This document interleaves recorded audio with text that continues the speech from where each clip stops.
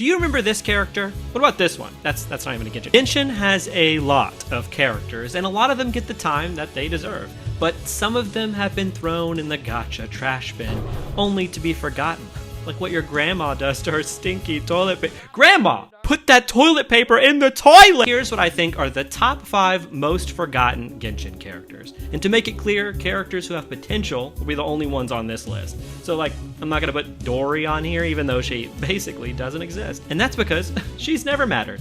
Ever. So these aren't pointless characters, these are just the ones that mattered, but then were just dropped. So number 5, Zhongli. Whoa, I hear you say, an Archon is on this list. How? Zhongli is certainly in a lot of events, but ever since his second story quest, he's been given absolutely nothing of substance. He's probably the coolest character in the game's history, but he's someone who's often given very, very little. Maybe they have some larger plan for him and the other Archons, and that's why they're waiting to give him important things to do, but when it comes to Zhongli, I have no clue what makes him tick. With how much he is here, he often feels really interchangeable. Like, cool, he's a judge at a poem contest, but like, I don't know if that matters. He's not forgotten in the sense that the devs literally forgot about him, so this is kinda a cheat to be on here, but he's forgotten in the sense that he's an actual character that, you know, needs to be fleshed out a bit, but just hasn't somehow. So when do I think that Zhongli will make his return? Well, this is a difficult question. I think he'll continue to be cool furniture in events, but when it comes to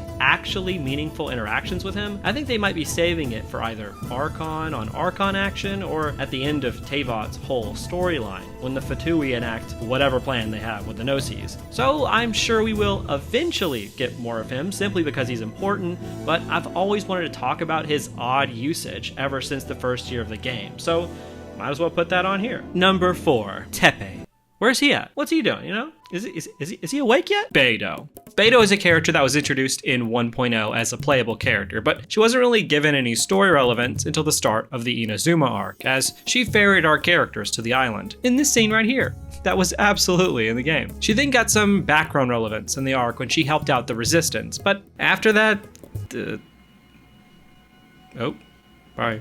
After that, basically radio silence. She was given a hangout event after, but since then she's basically been the ultimate side character. She's basically never gotten a core focus in any event that the game has released. She's one of the few characters that I can think of that has just gotten, well, shafted in events. Sure, she's sometimes in them, but she's never given a leading role. We know basically next to nothing about her aside from her hangout and bio. She's like fought some Leviathan thing once, I think. And she's a pirate who treats her crew like family. Oh, and Kazuha was on her crew for a bit, even though it really doesn't seem like it since they're never really seen together since. Why weren't they given an event together?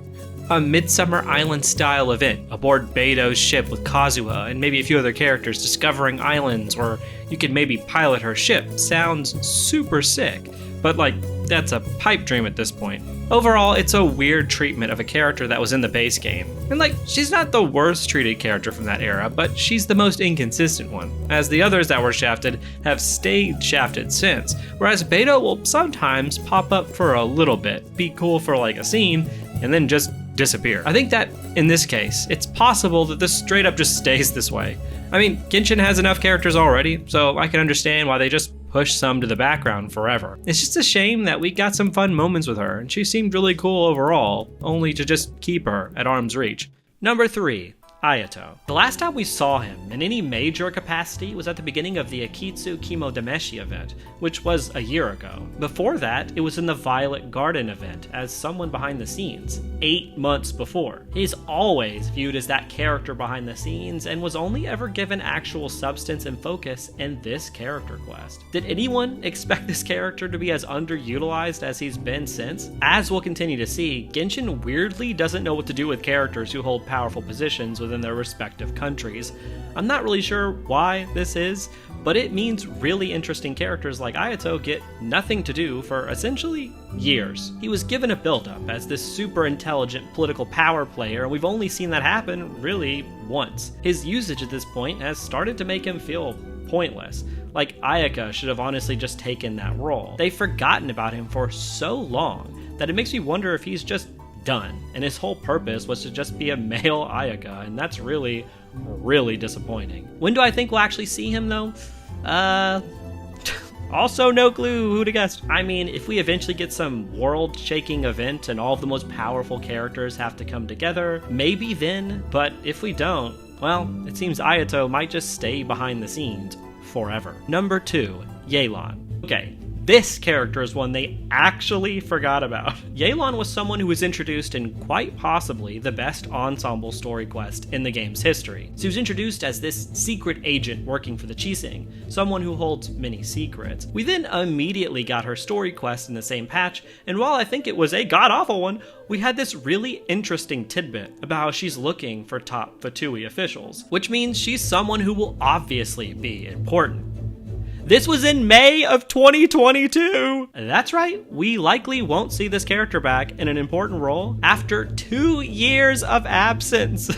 Which is frankly wild to me. Obviously, I don't expect her to grow wings and spat exposition and be here 24/7, but I definitely did expect her to at least pop up a few times in an important role here or there. She's one of the most interesting characters that Genshin has ever introduced, and she obviously has a massive amount of fans. So for her to just be left in the dark for so long, while characters like Diona have been given more time, is a crime. My wish at this point is to have her encounter a Fatui Harbinger with us, someone like the Captain and Natwin. But that also makes me think that we might not see her until Snezhnaya in any major capacity because of its ties to the Fatui. But in all likelihood, we might just only get her in some future event, probably about how overworked she is or something, and then she'll be forgotten about for years later. Number 1, Jean. Jean has been done extremely dirty. Not only was she one of the few characters given a redesign because of how she looked, she's also just been extremely underutilized since. The last time Jean was in an event where she had a major role to play was in June of 2021! Yes, she was in other events like the Ballads and Brews one or the Jar Universe one or whatever, but she's just in those to start them off. She's never a focus in any of those events. It's really similar to how Ayato has been treated in events. Jean has been so shafted that out of the 22 playable characters introduced in 1.0, the only ones she's gotten more screen time than are like Barbara and Chi-Chi, who, spoilers, those two probably deserve to be on a completely different list. And this is such a shame because she's really enjoyable at the start of the game. She's this headstrong leader that we learn was just thrust into the position to lead Mondstadt, a position that we know from her character quest to be extremely strenuous. But like with Keqing and Kokomi and Furina and every other female in this godforsaken game, we see Jean as this selfless character. But is that really all she is and ever will be? I personally hope not. There are so many more avenues and stories left to be told about her, but she's just placed in this leadership position to rot in some Favonius room somewhere forever. She'll probably come back into prominence when Varka returns to Mondstadt from his expedition, but now that I'm talking about it, what would be left for her to do if she wasn't in power? Like, do we even know who she is outside of power? That would be a fun story to tell, so maybe she will get that story. But I've started to convince myself that Varka just won't come back to Mondstadt. At least he won't do so in some power position. Because if he did, the writers would have to do something else with Jean, which they ultimately don't seem to want to do at all.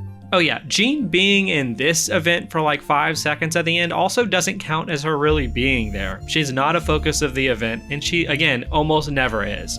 Her being this underutilized since basically June of 2021 cements Jean as the most forgotten character in the game's history. So who's on your list? Let me know in the comments, and thanks for watching. I'll see you next time.